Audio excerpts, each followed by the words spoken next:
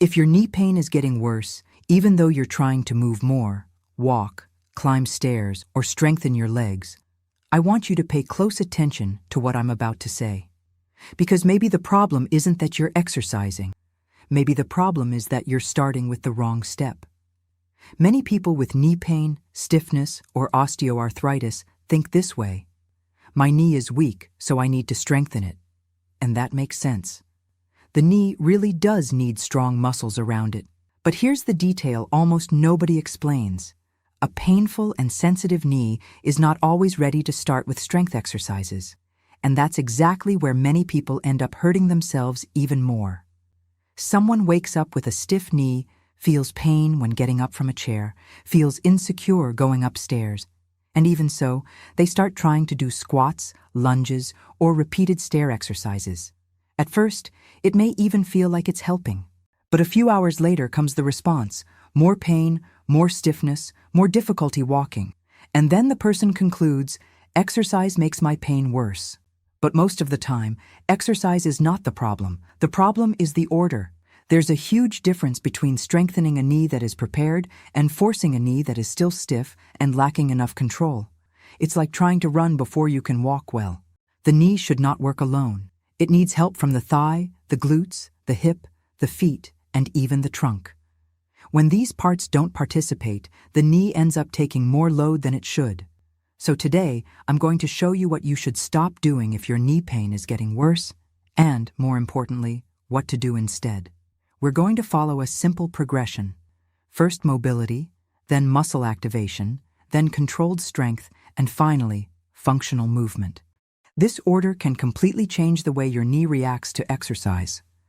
And stay with me until the end, because in the closing section, I'll show you something essential: how to know whether an exercise is helping or irritating your knee. This detail makes all the difference.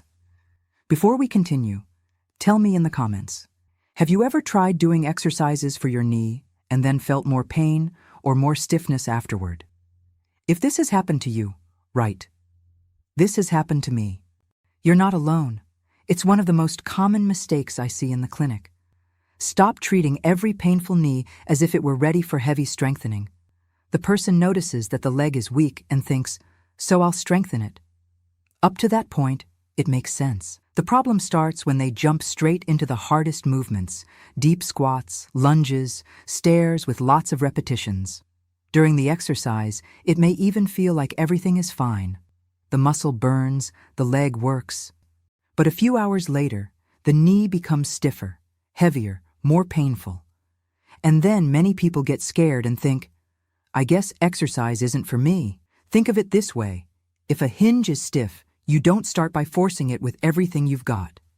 First, you move it slowly, loosen it little by little, test the range, and only then ask more from it. The knee is similar. When it's stiff or sensitive, the first goal is not to tire out the leg.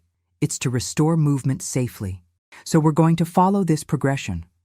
First, loosen the knee. Then, wake up the muscles. Then, build strength. And finally, bring that into everyday movements. Phase 1. Mobility. Mobility does not mean forcing the knee until it hurts. Mobility means showing the knee that it can move without threat, gently, with control, without fighting the joint. Exercise 1. Seated heel. Sit in a sturdy chair with both feet flat on the floor. Choose one leg and slowly slide your foot forward, straightening the knee as far as it feels comfortable. Then slide the foot back, gently bending the knee. You don't need to lift your foot off the floor. Your heel can slide the whole time. Do 10 to 15 repetitions on each leg. The goal here is not to get tired. It's to wake up the knee. And the detail that changes everything: stop before strong pain. A little tension or initial stiffness is normal, but don't force beyond comfort. If sliding is difficult, place a towel under your foot. If it feels easy, make the movement slower, paying attention to control. Exercise 2. Seated knee extension. Stay seated, with your back supported and your feet on the floor. Slowly extend one leg as if you were trying to make the knee straighter. Lift it as far as you can without strong pain, hold for 1 second, and slowly lower it and Do 8 to 12 repetitions on each leg.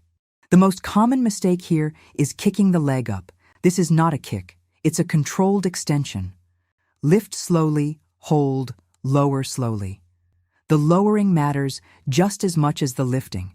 If the movement bothers you, reduce the height.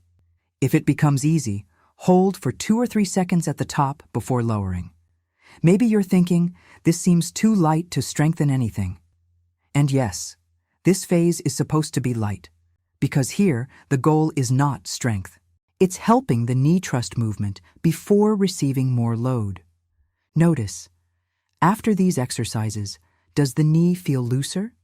Does the stiffness decrease? Does the movement feel less stuck? Those are good signs to move forward. Phase 2, activation.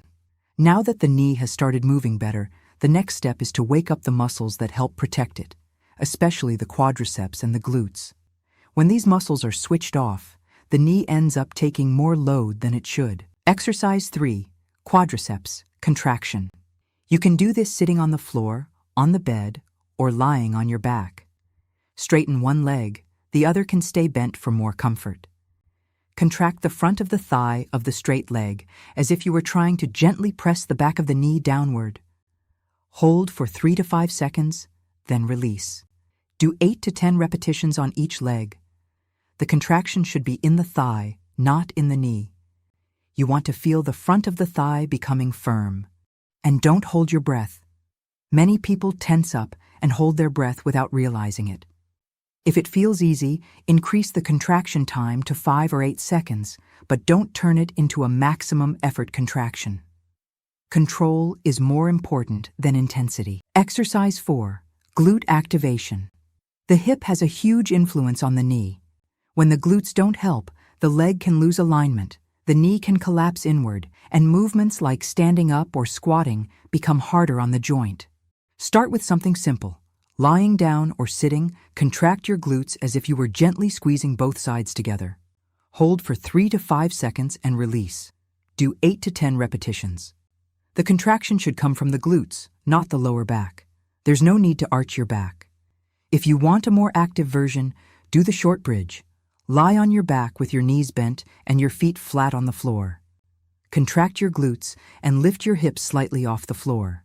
You don't need to lift very high. Hold for 1 second and slowly lower back down. Do 6 to 8 repetitions. If you feel discomfort in your lower back, go back to the simple glute contraction. With these 2 activation exercises, you're turning on the lights before entering a dark room. You're telling the body, now the thigh participates, the glutes participate, and the knee doesn't have to work alone. Phase 3, controlled strength. Strengthening a painful knee does not mean doing the hardest exercise right away. It means building strength with control, without increasing irritation in the joint. Exercise 5, straight leg raise. Lie on your back. One leg stays bent with the foot flat on the floor. The other stays straight. Before lifting, contract the thigh of the straight leg as if you were trying to keep the knee firm and the leg long. Now lift slowly to about the height of the opposite knee. Hold for 1 second and slowly lower. Do 8 to 12 repetitions. The leg should not lift loosely. The thigh needs to be active before the movement begins. And control the lowering. Many people control the lift, but let the leg drop. It's exactly in that braking motion that the muscle learns to protect the knee better. If it feels easy, hold for 2 or 3 seconds at the top. Only after it feels very comfortable should you think about using a small ankle weight. Exercise 6. Sit to stand from a chair. This is one of the most important exercises because it shows up all the time in real life. Sit in a sturdy chair with your feet flat on the floor, about hip-width apart. Before standing up, lean your torso slightly forward. You're not rounding your back, just bringing your chest a little forward. Now push the floor with your feet and stand up slowly. When sitting back down, don't drop into the chair. Move your hips back and lower yourself with control. Do 6 to 10 repetitions. The detail that changes everything is starting with the hips, not the knees. Feet firm, torso slightly leaning forward, hips participate, thighs work, glutes help. The knee doesn't do everything alone. And the most common mistake is dropping on the way down. That uncontrolled drop can be exactly the moment when the knee receives the most impact. If it's difficult, use your hands on the arms of the chair. If it feels easy, count 3 seconds as you sit down. Phase 4, functional movement. Now it's time to bring what you've trained into everyday movements. But here's an important note. Functional does not mean difficult. Start small, start with control. Exercise 7. Supported mini squat stand while lightly holding on to a sturdy chair, countertop, or wall. Your feet should be hip-width apart and firmly planted. Move your hips slightly back, as if you were about to sit in a chair, and bend your knees a little, just a little. Then come back up slowly. Do 6 to 10 repetitions. The movement starts at the hips, not the knees. Think, hips back, chest slightly leaning forward, feet firm. You should feel the thighs and glutes participating. The most common mistake is trying to go too low. For a sensitive knee, a small range of motion with control is much more useful than a deep squat done with pain. If you feel pain, reduce how far you go down. If it feels easy, make the lowering slower, counting 3 seconds. Exercise 8. Step up onto a low step. Use the first step of a staircase or a firm, low platform. Place one foot on top, align your knee with your foot, and push through the floor to step up slowly. No momentum, no throwing your body forward. Then step back down slowly. Do 5 to 8 repetitions on each leg. The way down is just as important as the way up. When you come down too fast, the body almost falls onto the leg, and that load can really irritate the knee. So lower yourself as if you were breaking the movement. Use a handrail or support if needed. And watch your knees. They should not collapse inward. Keep them pointing in the same direction as your feet. If that happens, reduce the height and go slower. Exercise 9. Lowering control. This is a detail almost nobody trains, but it makes a big difference. Stand in front of a chair and begin to sit down very slowly, in slow motion. Move your hips back, keep your feet firm on the floor, and control the movement until you touch the chair. Then stand up normally. Do 5 to 8 repetitions. If it's difficult, use your hands. If it feels easy, count 3 seconds as you sit down. When you learn to control the descent, the knee starts receiving load in a more organized way. And this directly helps in moments like sitting in the car, going downstairs, or squatting to pick something up from the floor. How do you know if the exercise is helping or irritating the knee? This is one of the biggest questions for anyone with knee pain, and it's essential. Many people make one of 2 mistakes. They either stop everything at the first sign of discomfort, or they ignore all the signs and keep pushing through the pain. With knee pain, the goal is not to defeat the pain, it's to find the right dose. During the exercise, a mild feeling of muscle effort can happen. You may feel your thigh working, your glutes activating, and your body getting a little more tired. That is different from strong, sharp, or increasing pain inside the knee. Pay attention to what happens afterward. If a few hours later the knee feels about the same or a little looser, that is usually a good sign. If the next day you can get up from a chair the same as before, or even better, even better. But if after the exercise the knee becomes clearly more painful, more swollen, or more stiff, or if the next day you notice it's harder to walk, that may be a sign that the load was too much. And that does not mean you failed. It means you need to adjust, reduce the range of motion, do fewer repetitions, use more support, move more slowly, or go back one phase in the progression. That is what I call training intelligently. The knee responds much better to consistency than to aggression. So, if you want to start simply, stay with the mobility and activation phases for the first few days. Observe how your knee responds, then add controlled strength, and only then move on to functional exercises. This sequence is simple, but it can greatly change how your body reacts to movement. If your pain is very intense, getting worse over time, or comes with significant swelling, locking, or a feeling of instability, the best option is to consult a doctor or physical therapist for an individual evaluation. What I showed here is a general and safe progression for many people, but each case may need specific adjustments. I left 2 options in the first pinned comment that can help you on this journey. The first is a complete exercise program, organized step by step for you to follow at home at your own pace. The second is a natural supplement developed specifically for joint health and to help reduce inflammation. If you realize that you are jumping straight into strong exercises without preparing the knee first, comment down below. I'll start with mobility.